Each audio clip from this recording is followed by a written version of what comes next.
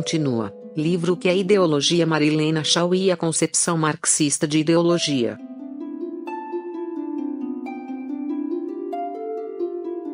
A concepção marxista de ideologia. Embora Marx tenha escrito sobre a ideologia em geral, o texto onde realiza a caracterização da ideologia tem por título A Ideologia Alemã. Isto significa que a análise de Marx tem como objeto privilegiado um pensamento historicamente determinado, qual seja, os dos pensadores alemães posteriores a Hegel. Essa observação é importante por dois motivos. Em primeiro lugar, porque, como veremos, Marx não separa a produção das ideias e as condições sociais e históricas nas quais são produzidas. Tal separação, aliás, é o que caracteriza a ideologia. Em segundo lugar, porque para entendermos as críticas de Marx precisamos ter presente o tipo de pensamento determinado que ele examina e que, no caso, pressupõe a filosofia de Hegel. Assim, embora Marx coloque na categoria de ideólogos os pensadores franceses e ingleses, procuram distinguir o tipo de ideologia que produzem. Entre os franceses, a ideologia é, sobretudo, política e jurídica. Entre os ingleses é, sobretudo, econômica. Os ideólogos alemães são, antes de tudo, filósofos. Portanto, podemos falar em ideologia em geral e na ideologia burguesa em geral. No entanto, as formas ou modalidades dessa ideologia encontram-se determinadas pelas condições sociais particulares em que se encontram os diferentes pensadores burgueses. Sabemos que Marx dirige duas críticas principais aos ideólogos alemães, Feuerbach, F. Strauss, Max Stirner, Bruno Bauer entre os principais. A primeira é a de que esses filósofos tiveram a pretensão de demolir o sistema hegeliano imaginando que bastaria criticar apenas um aspecto da filosofia de Hegel, em lugar de abarcá-la como um todo. Com isto, os chamados críticos hegelianos apenas substituíram a dialética hegeliana por uma fraseologia sem sentido e sem consistência, com exceção de Feuerbach, respeitado por Marx, apesar das críticas que lhe faz. A segunda crítica é a de que cada um desses ideólogos tomou um aspecto da realidade humana, converteu esse aspecto numa ideia universal e passou a deduzir todo o real desse aspecto idealizado. Com isto, os ideólogos alemães, além de fazerem o que todo ideólogo faz, isto é, deduzir o real das ideias desse real, ainda imaginaram estar criticando Hegel e a realidade alemã simplesmente por terem escolhido novas ideias que, como demonstrará Marx, não criticam coisa alguma, ignoram a filosofia hegeliana e, sobretudo, ignoram a realidade histórica alemã. No restante da Europa, escreve Marx, ocorrem verdadeiras revoluções, mas na Alemanha a única revolução que parece ocorrer é a do pensamento, uma revolução frente à qual a Revolução Francesa não foi senão um brinquedo de crianças.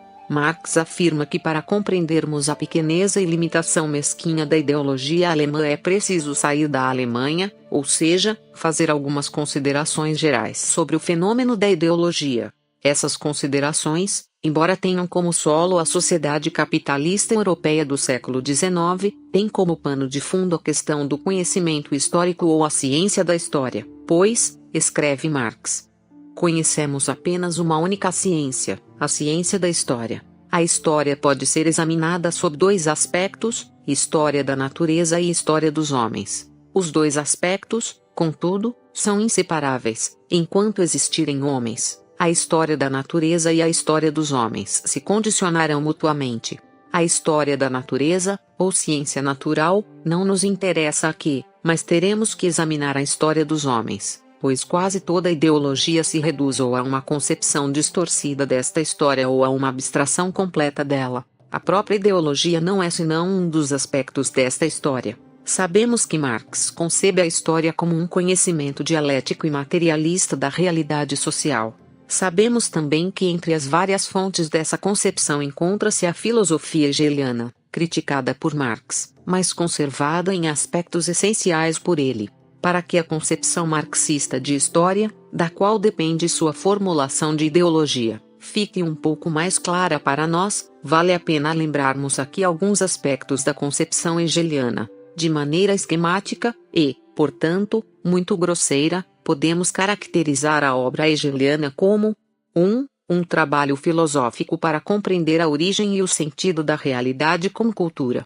A cultura são as relações dos homens com a natureza pelo desejo, pelo trabalho e pela linguagem, as instituições sociais, o Estado, a religião, a arte, a ciência, a filosofia. É o real enquanto manifestação do espírito. Não se trata, segundo Hegel, de dizer que o espírito produz a cultura, mas sim de que ele é a cultura, pois ele existe encarnado nela. 2. Um trabalho filosófico que define o real pela cultura e está pelo movimento de exteriorização e de interiorização do espírito. Ou seja, o espírito se manifesta nas obras que produz, é isto sua exteriorização, e quando sabe ou reconhece que é o produtor delas, interioriza, compreende essas obras porque sabe que elas são ele próprio. Por isso o real é histórico. Ele não tem história, nem está na história, mas é história.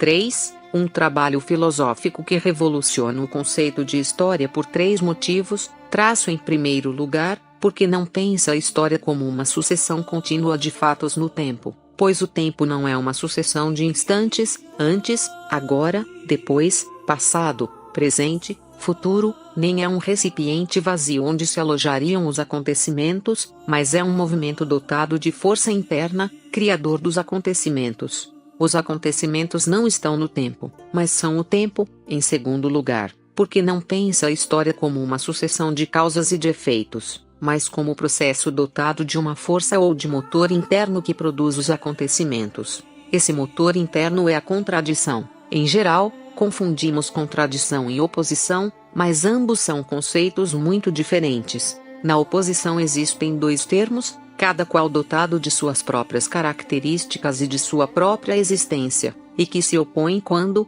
por algum motivo, se encontram. Isto significa que, na oposição, podemos tomar os 2 termos separadamente, entender cada um deles, entender por que se oporão se encontrarem e, sobretudo, podemos perceber que eles existem e se conservam, quer haja ou não haja oposição. Assim, por exemplo, poderíamos imaginar que os termos senhor e escravo são opostos, mas isto não nos impede de tomar cada um desses conceitos separadamente, verificar suas características e compreender por que se opõem. A contradição, porém, não é isto. Na contradição só existe a relação, isto é, não podemos tomar os termos antagônicos fora dessa relação. São criados por essa relação e transformados nela e por ela. Além disso, a contradição opera com uma forma muito determinada de negação, a negação interna. Ou seja, se dissermos o caderno não é o livro, essa negação é externa, pois, além de não definir qualquer relação interna entre os 2 termos, qualquer um deles pode aparecer em outras negações, visto que podemos dizer, o caderno não é o livro, não é a pedra, não é a casa, não é o homem, etc., etc. A negação é interna quando o que é negado é a própria realidade de um dos termos, por exemplo, quando dizemos, é não, há. Só há contradição quando a negação é interna e quando ela for a relação que define uma realidade que é em si mesma dividida num polo positivo e num polo negativo, polo este que é o negativo daquele positivo e de nenhum outro. Por exemplo, quando dizemos a canoa é a não árvore, definimos a canoa por sua negação interna, ela é a árvore negada, suprimida como árvore pelo trabalho do canoeiro. O trabalho do canoeiro consiste em negar a árvore como uma coisa natural, transformando-a em coisa humana ou cultural, isto é, na canoa. Numa relação de contradição, portanto, os termos que se negam um ao outro só existem nessa negação. Assim, o escravo é o não senhor e o senhor é o não escravo e só haverá escravo onde houver senhor e só haverá senhor onde houver escravo. Podemos dizer que o escravo não é a pedra e que o senhor não é o cavalo, mas essas negações externas não nos dizem o que são um senhor e um escravo. Somente quando o senhor afirma que o escravo não é homem, mas um instrumento de trabalho, e somente quando o escravo afirma sua não-humanidade, dizendo que só o senhor é homem, temos contradição. Porém, o aspecto mais fundamental da contradição é que ela é um motor temporal, ou seja, as contradições não existem como fatos dados no mundo, mas são produzidas. A produção e superação das contradições são o movimento da história. A produção e superação das contradições revelam que o real se realiza como luta. Nesta, uma realidade é produzida já dividida, já fraturada num polo positivo e num polo que nega o primeiro, essa negação sendo a luta mortal dos contrários e que só termina quando os dois termos se negam inteiramente um ao outro e engendram uma síntese. Esta é uma realidade nova, nascida da luta interna da realidade anterior.